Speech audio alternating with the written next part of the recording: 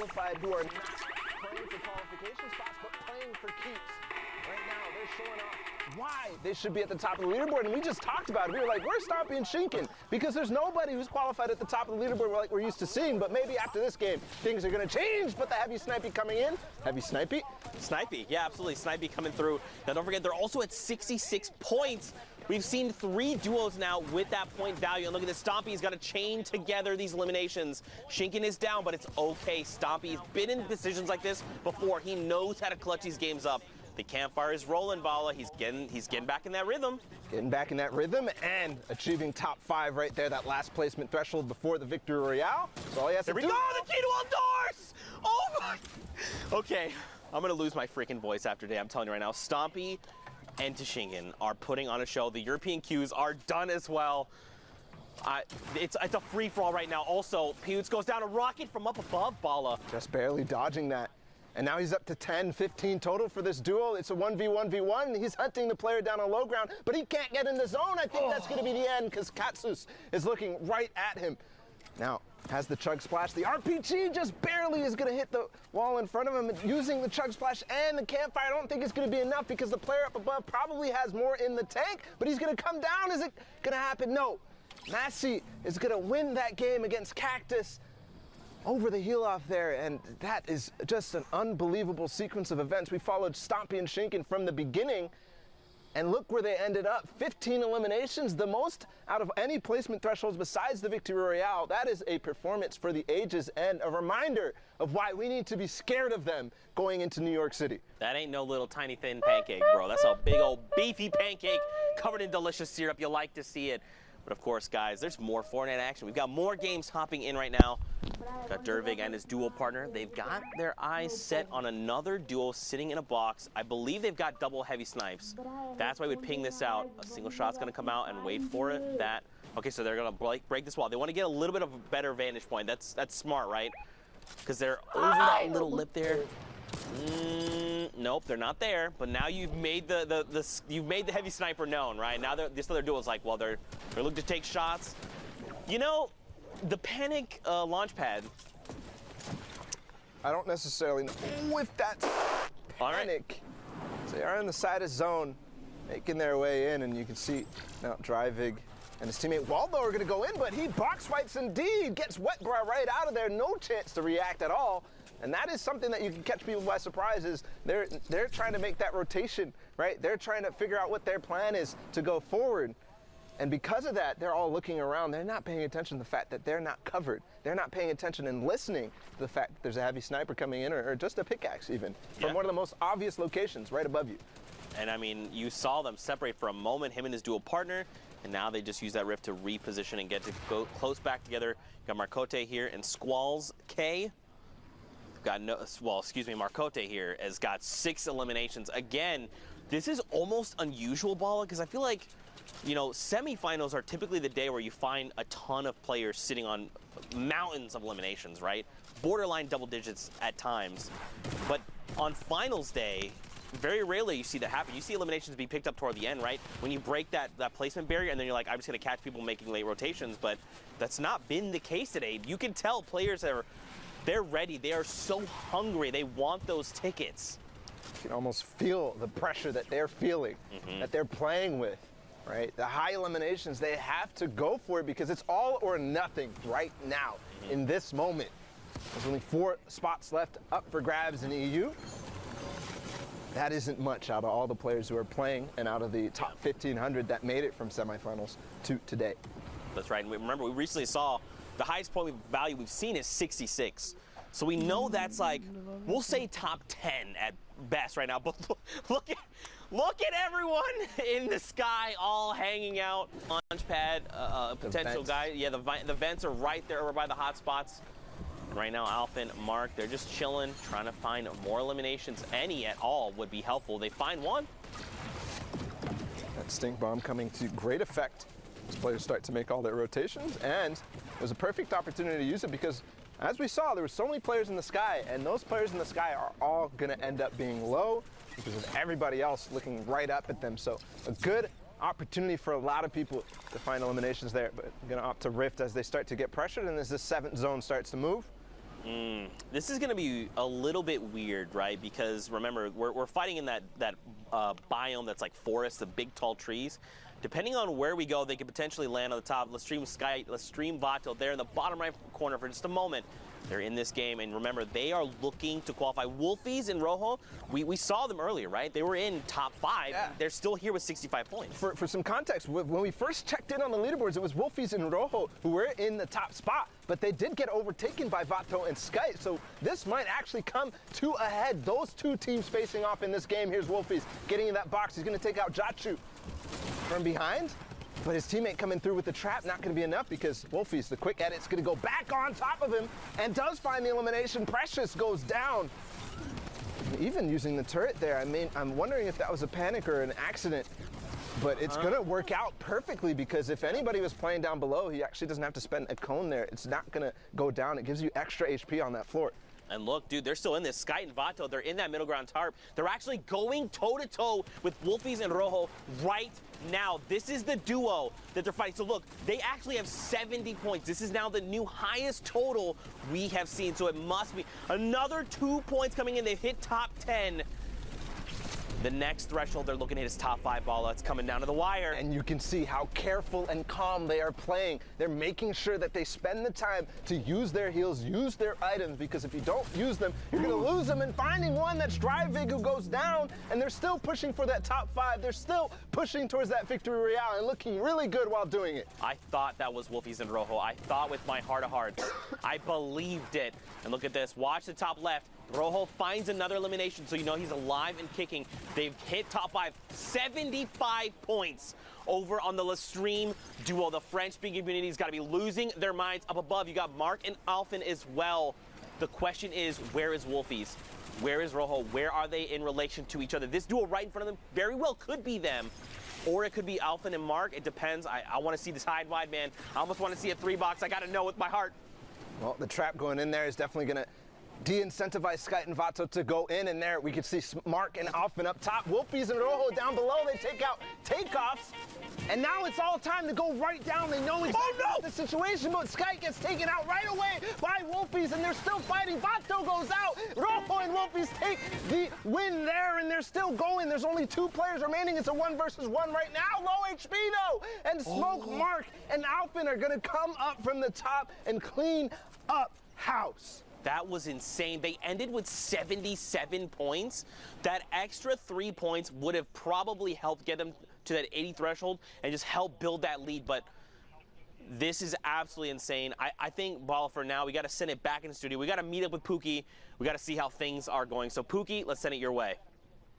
Thank you so much, Zeke. I am here in the studio. Those games are absolutely wild.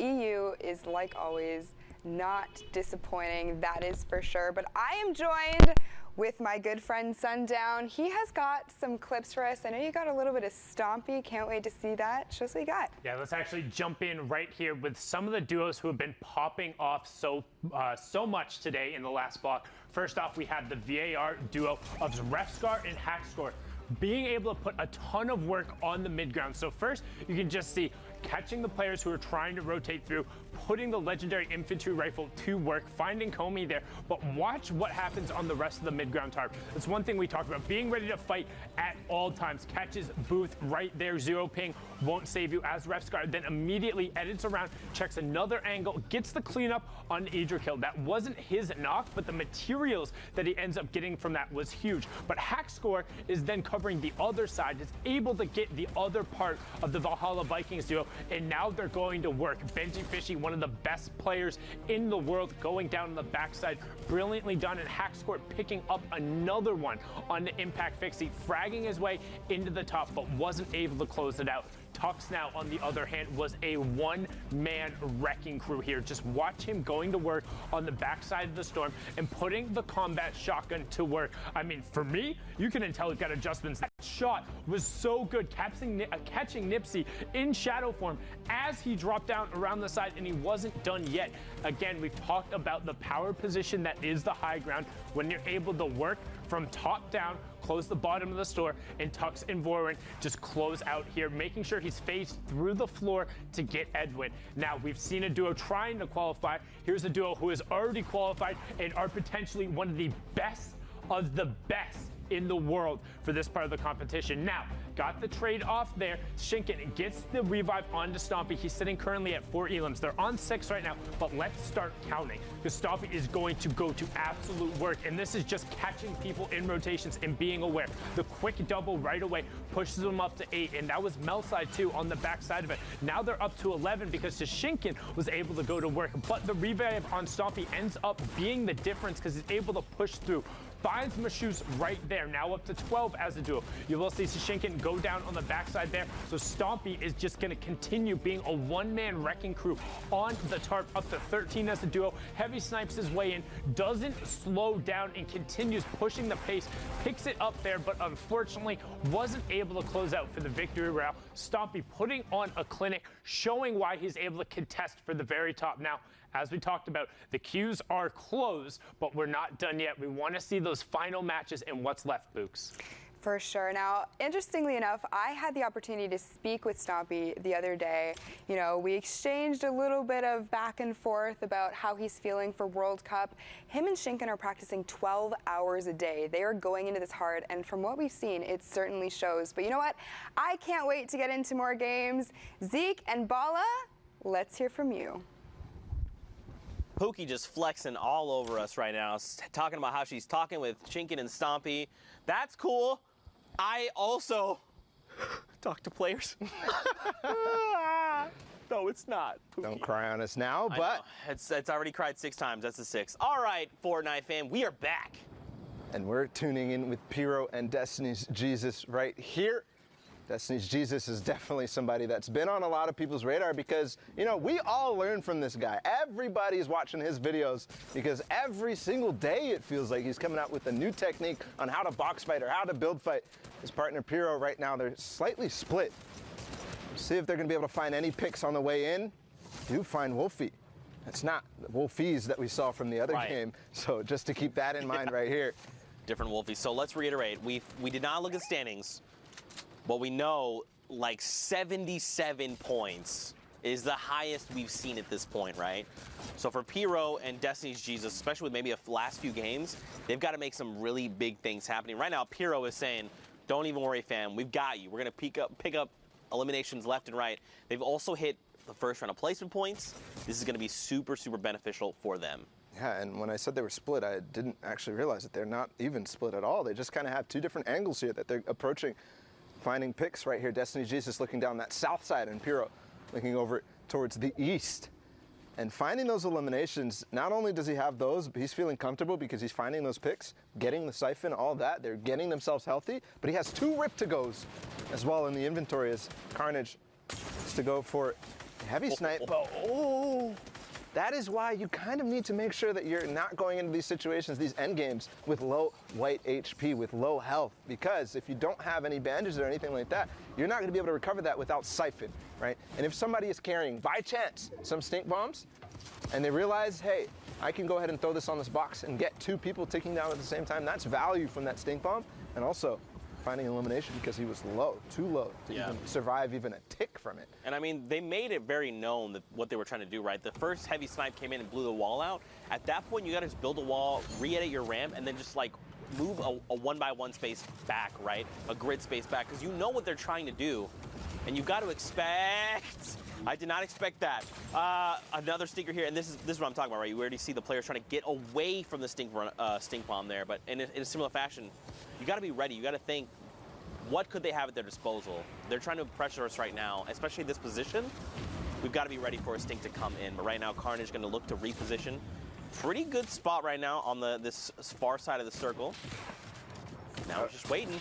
Heavy snipe comes in, the tree's in the way though, and I don't think there's a player directly in this box. He might have thought, because the tree was in the way, that They were hiding behind. Yeah. Exactly. When the sound is there, you kind of hear the sound cues. You know that there's something coming. But regardless, there's the player. He comes in from the side. They both edit into the same box from different walls, and that's going to be the end of probably both of those duos, unfortunately, because they're fighting right on the edge of zone and with walls ahead of them as well. They're not going to be able to make their way out that easily, and a lot of players are going to realize exactly what's going on. But look how high Vapors and Yuto are right now, and we're already down to 12 teams in this game, Zeke. I mean, they've got the builds, they've got a Flint Knock, they've got a Chug Splash, just a single one if they need to get crazy. They dropped out in the box, the first shot misses, 125.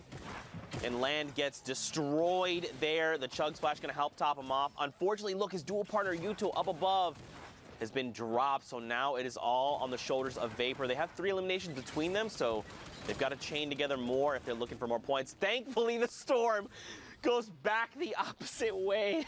And look who actually took high ground from them. It's Destiny's Jesus and Pyro, who we saw in with before, and he still has that GL that he's been using the grenade launcher from range, finding himself one before, and actually going to find another Rift to go. Not going to be that useful right now, but that GL is going to be, because they are having a free roam range right here up on top. They can throw this GL down in so many different cracks. And did he get it in that wall? Yes, but it's not going to find any damage. Actually, somebody fighting for height right now, but with those build fight tactics that he's been working on, he's going to go ahead and crank right back up and not let him take it. But in this case, does end up taking it. The Chug Splash coming in. Ooh, a Rift play. This is kind of an all or nothing. They might land on Alpha and Blaster right here. No, they're going to go ahead and scoop back out of the zone, but no, Pyro lands, and Destiny's Jesus didn't, so a little bit of miscommunication right here. Is Destiny's Jesus going to be able to maybe knock this out? Because I know Pyro is going to actually take this team on head-to-head right now and possibly put themselves in position to win this game. Destiny's Jesus making his way right back up, and this fight is for all the marbles. The spam coming in from below, and that's going to be the end of Blaster and Alpha. Pyro and Destiny's Jesus took the high ground. This is so huge. All he had to do was buy the time for the Siphon to come through, and that's exactly what he did. Look, Alpha dropped all the way down. He was like, look, you know what? That entire fight is lost. And now Destiny's Jesus and Pyro can rejoin. Down below, Pablo is going toe-to-toe with Alpha. And look at this, Suicide Mark as well. He gets traded out. And now Pablo is in a 1v2. I think actually Destiny Jesus just knocked a few GLs down there, but he falls to his elimination right there. He gets knocked, and right now Pyro's making the slow climb down. It's now a 1v1 as Alpha goes down, but Pyro takes out Vapor, and the Victory Royale puts them at 63 points to win that game. Man, so don't forget, we've seen quite a bit of points. They very well could be contesting for top 5 right now, and that would be absolutely huge. But of course, more games, more action to tune into. We're over by Tomato Temple. Look at it. All hail your tomato overlords. Well, right now, just a recap of where we're talking about in terms of standings. You said that the highest points that we saw was what, 77? 77. So that's the highest we've seen so far. Destiny's Jesus and Pyro at 63 or maybe 64, depending on how that updates with that last elimination. They could be pushing up towards not necessarily qualification range just yet, but another one of those performances, and they very well could be. Remember, though, the queues are closed, so that could have been the last game that we just watched there. But here's Rennick takes out Mitro, and his teammate Vermax is already down, so Mitro himself did not have his dual partner Mongrel, but we already know their prowess. They've, you know, it seems as if they've qualified multiple times for duos already, Mitro and Mongrel, so they're not worried about that. Obviously not getting a chunk of that $2 million that's spread across all the regions. But again, talking about the scores and the standings, right now you can see Frenzy and Ads are already kind of tied with that last team that we saw. Yep. So possibly and if I remember, up through this game. If I remember, it was Stomping Toshinkan, right, that had 77. If I remember correctly. It's honestly, there's been so much action. If that's an assumption that we're trying to make, I think we can go ahead and make that comfortably. I think what I was also going to say in regards to that is that don't forget they've already qualified, right? So even if they're sitting at that #1 spot, that shifts the entire standings down, all right? So not 1 through 4th that are going through, but instead 2 through 5th will be going through. But right now, and that's a story in and of itself. Yeah. Stompy and Shinken, they have done it every single duos week. They have done it every single duos week. They have not missed a beat on making sure they're up in the top spots every single weekend. Man, to get and be able to like get that kind of practice, right, and to keep doing it. One thing would be like, we qualified, we hit, the very next week we hit first, all right, then we've hit at least like maybe top 10. But no, these guys are hitting top 3 The value back to back. Stink bombs right now, Zeke. I think he's going to get both from this last one. I think this is going to do it. I think his HP is going to be gone, but no, not throwing it all the way ahead, but he's going to find the AR shots regardless. So Ghosty and Jamif falling to, he actually still has 2 more stink bombs right here. That's crazy. And don't forget, these get more valuable as the circle closes, right? Because remember, this is the space of, or I guess the stink cloud is a little bit bigger than a 1x1. So as that circle continues to close, you can really be putting some people in really tough spots, especially when you're basically just saying, the entire play space you're in right now, boom, I have dealt it, you're smelling it. Classic Zekeism right there. He always gets the last laugh. But moving into the rest of this game right now, it's Zeke and Narcos on high ground. I really got to reach out to Zeke here because we have the same name, and every time Sundown is on broadcast and says his name, I look and I'm like, wait, did you say my name? Does he need me? Never mind. It's just Zeke and Narcos. Yep, that's fine. Yeah, always on high ground, always winning games, something that Zeke is not familiar with. Dang it, I was going to make the joke. You beat me to the punch. But Yarkos and Zeke are certainly familiar with it as they take high ground and hold it against Kaspersa, who tried to take it from them. Yarkos has qualified in solos, not just yet in duos, but we'll see here if the Polish duo can do it, can qualify for New York. They're at 57 right now. We saw a couple of players that were ahead of them in terms of points in this game. Right. So everything matters, remember. Every interaction counts. I think he has another opportunity here to knock down, but no, they're not going to take it. They're going to decide time to back off. But as that branches out more and more, hold on, because Hadkos falls directly into somebody's box, and I think that's going to be the end. Yes, he falls to the zone because that player takes advantage of the, distraction that he had up on high ground and knocks him out from below. No, it's Frenzy and Ads that I was just kind of referencing in terms of their points. At 66, they take the high ground, Zeke. Look at this, 67 points now.